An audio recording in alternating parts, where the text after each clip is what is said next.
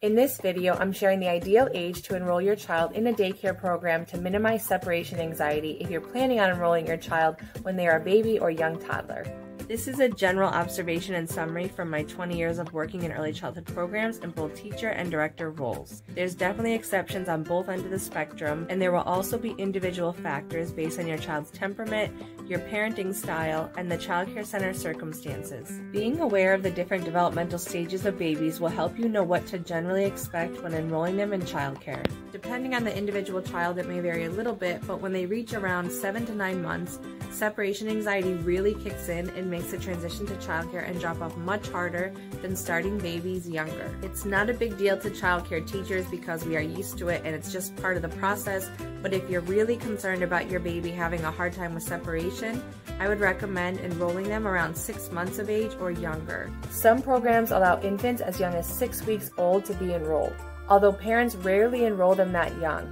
The youngest we typically see parents enroll their babies are around 2 to 3 months.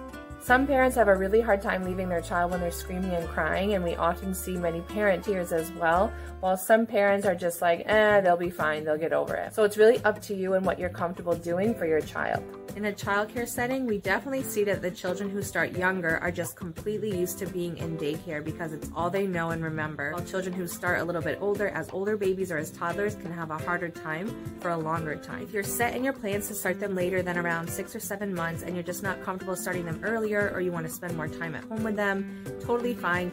This is just a heads up that most children will have a harder time transitioning and cry more often and for longer periods initially when they start later than 7 or 8 months as a baby or in their toddler years. Most babies will eventually adjust after a few weeks, usually within a month. Sometimes parents think something is wrong with their child or think that their child has extreme separation anxiety when they see other babies in the classroom being dropped off that are totally fine and calm. Most likely, those babies probably started in the program when they were much younger, and they have an easier time at drop-off because it's simply all that they know. Or they've been enrolled in the program for some time and have already adjusted to the transition. So don't compare and feel bad about it. There's individual circumstances for each child. It's totally normal for babies to have a harder time transitioning when they start around that 7 to 8 month mark or later when peak separation anxiety hits because they're so used to being around you or at home or with a family caregiver that they've been with all that time. But at least knowing this information, you can save yourself the stress and anxiety thinking that you're doing something wrong or that something is wrong with my child and why aren't the other children crying but mine is. Oftentimes we see parents compare their children with other children. Just don't do it. Save yourself the unnecessary stress. You're doing the best you can. Give yourself a break. Younger toddlers usually have a harder time adjusting as well, while in the older toddler years 2 and up and the preschool years 3 and up, some children still have a hard time, but in general, most children are able to adjust more quickly and easily. Some children around this age will always cry at drop-off no matter what, but it will be for much shorter periods of time after you leave.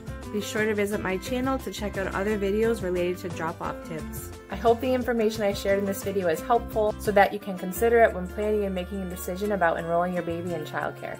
If you haven't already, give me a like and be sure to subscribe to my channel so you can receive more childcare transition tips, tips to help with challenging situations in daycare and preschool while your child is enrolled, and more shared from the perspective of a childcare director.